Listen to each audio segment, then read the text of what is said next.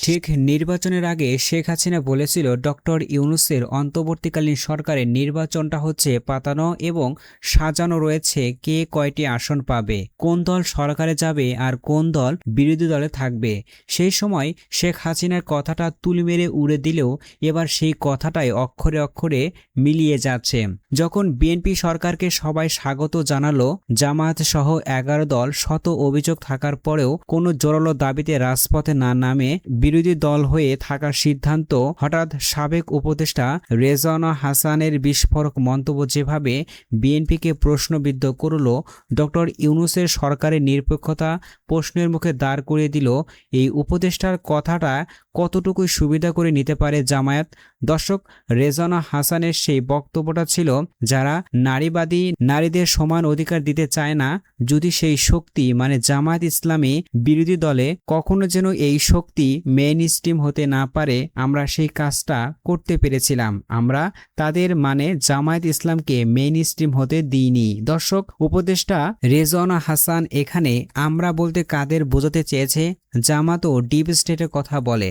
তাহলে কি ডক্টর ইউনূসের সরকার সরাসরি ইলেকশন ইঞ্জিনিয়ারিংয়ের সাথে জড়িত ছিল? প্রশ্নটা থেকেই যায়। হঠাৎ কেন সাবেক এই উপদেষ্টার এমন মন্তব্য করে বসলেন?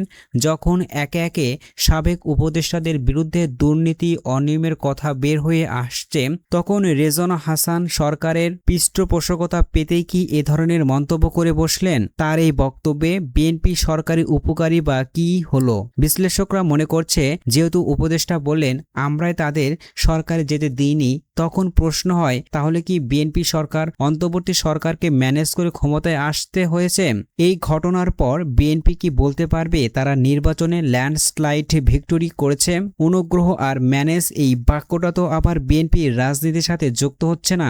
রেজওয়ানা হাসান সরকারের সুবিধা নিতে বর্তমান সরকারকে 12টা বাজিয়ে দিল, পাশাপাশি বিএনপির বড় একটা প্রশ্নের মুখে দাঁড়িয়ে গেল। দর্শক, অন্তর্বর্তীকালীন সরকারও যে ইলেকশন ইঞ্জিনিয়ারিং এর সাথে অতঃপরত জড়িত ছিল তা অনেকটাই পরিষ্কার এখন রেজওয়ানা হাসানের সেই মন্তব্যের কারণে।